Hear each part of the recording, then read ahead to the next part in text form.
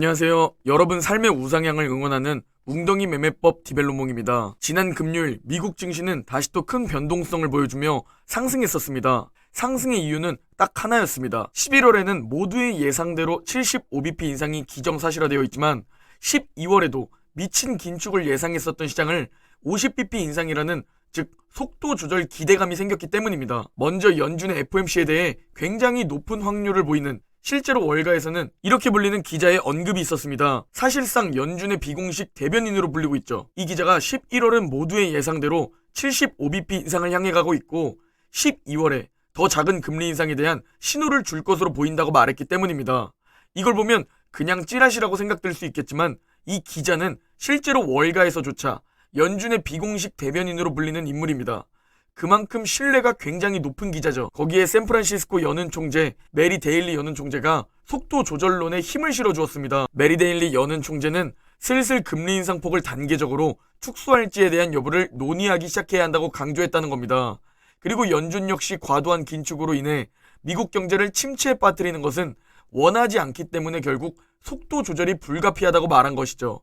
그러나 당장 금리 인상을 멈춘다거나 바로 11월부터 금리 인상 속도를 늦춘다는 게 아니라고 확실히 말하면서 결국 연준의 목표치는 4.5%에서 5%에 이를 것이라고 말했습니다. 그리고 이 소식이 나오자 최근 증시와 계속 반대로 움직이는 미국 10년물 국채금리는 4.2 위에서 크게 하락한 것을 볼 수 있죠. 그리고 많은 분들이 연준의 속도 조절, 금리 인하, 즉 연준 피봇이 바닥이라고 생각하고 있습니다. 그러나 연준 피봇이 꼭 바닥은 아니라는 거죠. 바닥 찾는 게 그렇게 쉬웠다면 다 경제적 자유를 잃었을 겁니다. 실제로 과거 리먼 브라더스 차트를 살펴보면 2007년 8월에 연준 피봇이 나타났습니다. 그러나 증시는 그 이후부터 제대로 된 급락이 시작된 것을 볼 수 있습니다. 그러니 주식시장에서 무조건은 없는 것이죠. 많은 투자자들이 연준의 속도 조절, 금리 인하를 보고 매수하라고 말하지만 실제로 그게 바닥은 아닐 수 있다는 겁니다. 또 그렇다고 지금 더 하락한다는 얘기가 아닙니다. 그건 아무도 알 수 없습니다. 지금이 바닥인지 추가 하락이 더 있을지 정말 아무도 맞출 수 없습니다. 방금 전 연준 피봇이 꼭 바닥이 아니라는 부정적인 차트를 봤다면 이번엔 현 상황에서 긍정적인 차트를 보면 과거 리먼 브라더스 때와 2015년 금리 인상으로 인해 하락이 왔을 때 두 번의 바닥 테스트가 있었는데 주가는 두 번째에서 더 하락을 보였지만 RSI는 반대로 움직였던 것을 볼 수 있습니다. 그리고 과거는 저 때가 바닥 그 어딘가였고 현재가 바로 거의 동일한 그 상황이라는 것이죠. 또 현재 많은 차트 전문가들이 강조하는 미국 증시의 최대 지지선으로 불리는 200주 이동평균선입니다. 결국 살짝 뚫고 내려가긴 했지만 곧바로 다행히 200주 이평선까지 올라왔습니다. 여기서 급락을 보이느냐, 버텨주냐가 추가 하락이 있냐, 없냐로 나뉠 수 있는 중요 부분으로 보입니다. 그리고 매번 이번 주가 중요하다고 말씀드리지만 이번 주가 중요한 이유가 바로 실적 시즌의 가장 중요한 한 주라는 겁니다. 화요일엔 코카콜라, 마소, 알파벳 구글, 비자, 수요일엔 메타, 포드, 목요일엔 맥도날드, 마스터카드, 애플, 아마존, 금요일엔 엑손모빌과 쉐보론까지 미국의 우량 기업들이 몰려있는 한 주입니다. 그리고 시총 높은 기업들이 몰려있는 한 주죠. 넷플릭스처럼 기대치가 낮아서 그보다 잘 나옴으로써 상승을 보일지 테슬라처럼 하락을 보일지 그건 열어봐야 알 겁니다. 그래서 결국 이번 주도 중요한 한 주가 되어버렸습니다.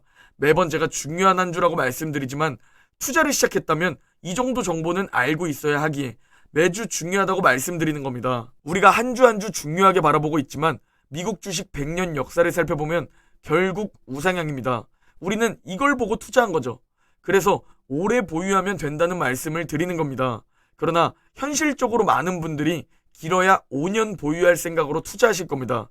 왜냐면 2030 세대는 결혼, 집, 차 등 여러 목돈 쓸 일이 있을 것이고 4050 세대 역시 교육비, 대학비, 차 등 여러 목돈 쓸 일이 있을 겁니다. 그래서 짧은 기간에 돈을 벌기 바라는 우리 개인 투자자들은 99%가 돈을 잃을 수밖에 없는 겁니다.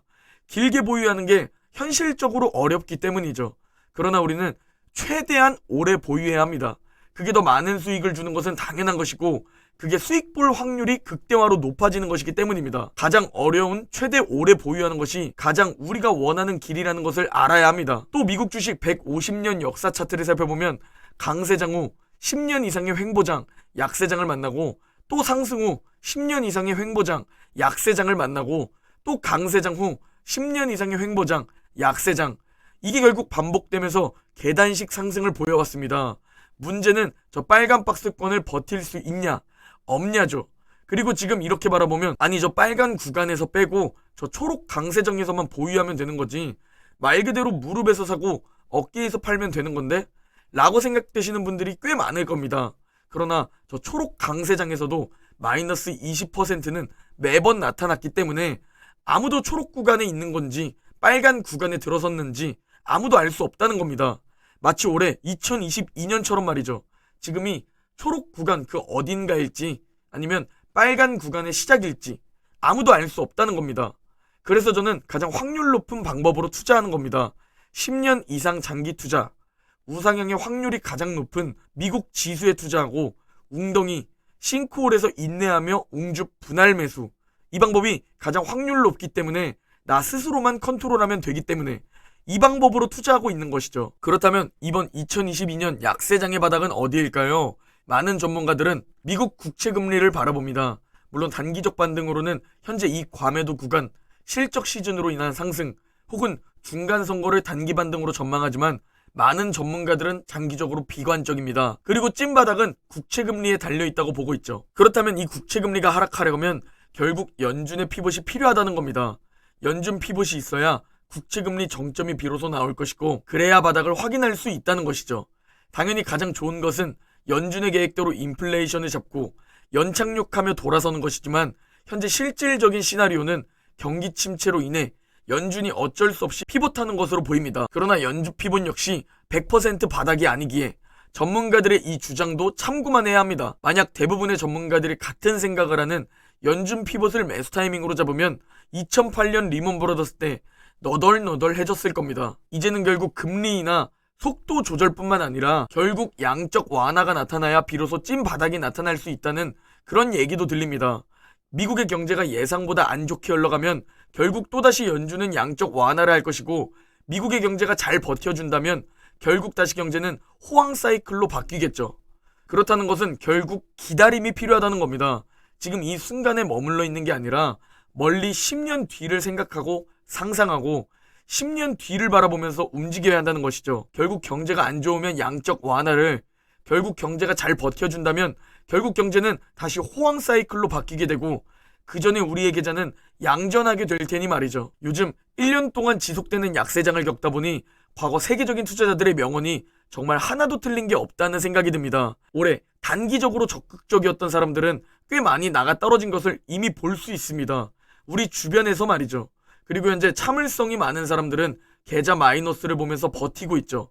지금은 인내심이 강하고 가만히 있는 사람들이 멍청해 보이겠지만 결국 장기적으로 그 사람들이 돈을 벌게 될 겁니다. 결국 간지러운 내 손가락을 꽁꽁 묶는 투자자가 성공한 투자자로 갈 수 있는 길이기 때문입니다. 결국 좋은 종목을 골랐다면 그 누구도 아닌 나와의 장기적인 싸움인 겁니다. 우리는 미국 그 자체에 투자한 투자자입니다. 결국 나와의 싸움에서 장기적으로 이기면 됩니다. 나 스스로만 컨트롤하면 된다는 겁니다. 그래서 확신이 중요하다고 강조하는 것이죠. 확신이 있어야 지금처럼 보유하고 있는 주식이 반토막 난다고 패닉에 빠지지 않는다는 겁니다.